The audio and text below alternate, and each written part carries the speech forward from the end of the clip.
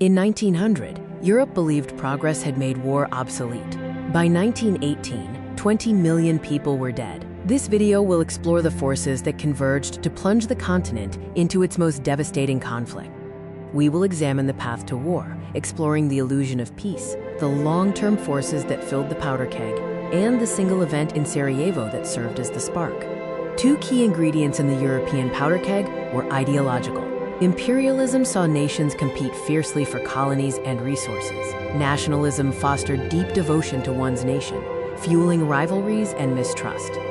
The search for raw materials led to a global scramble for territory among the great powers, creating a climate of constant tension. European nations fought at sea and used treaties to claim colonies. Intense national pride became a divisive force. It fueled fierce rivalry among great powers. Within the empires, ethnic groups like the Serbs demanded independence, creating severe internal tension. Militarism, the glorification of military power, gripped the continent. Nations spent vast sums on military technology and training, making war an expected tool of statecraft. Military expenditures by the great powers escalated dramatically from 1880 to 1914. Germany's spending, in particular, increased by nearly 500%. A web of entangling alliances intended to keep peace divided Europe into two armed camps, the Triple Alliance, or Central Powers, and the Triple Entente, or Allied Powers.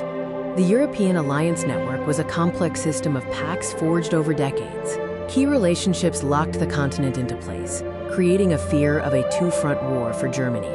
By 1914, the powder keg was full. All that was needed was a spark, which would come from Europe's most volatile region, the Balkans. The Balkans were known as the, quote, powder keg of Europe, a volatile mix of fading empires and rising nationalism. Austria-Hungary and Russia competed for influence, while Serbian nationalism created friction. On June 28, 1914, Archduke Franz Ferdinand and his wife Sophie were assassinated in Sarajevo by a Serbian nationalist. Austria used this as a pretext to punish Serbia. A harsh ultimatum was issued to Serbia on July 23. Despite Serbia accepting most terms, Austria-Hungary declared war on July 28, triggering Russia's mobilization.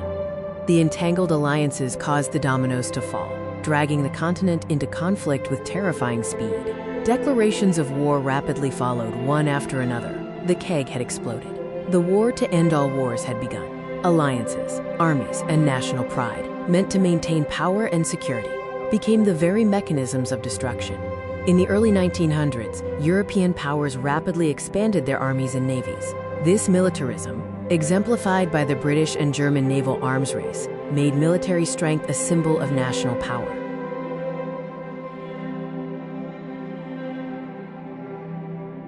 Consider, how did militarism before World War I create an arms race? And how do modern military buildups create similar global tensions today?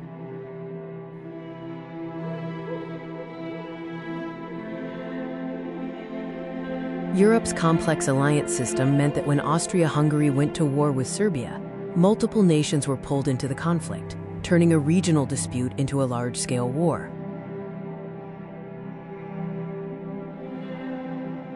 How did alliances before World War I turn a regional conflict into a global war? And what lessons does this offer today?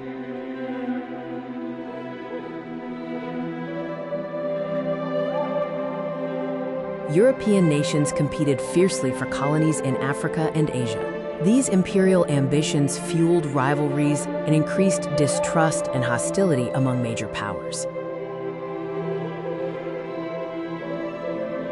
In what ways did imperialism increase tensions among European powers? And how does competition for global influence and resources continue today?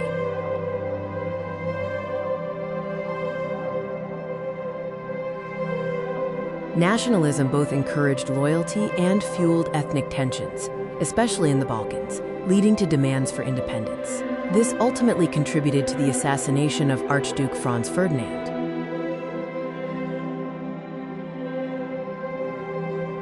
How did nationalism unite people but also fuel conflict before World War I? And how does nationalism still shape global politics today?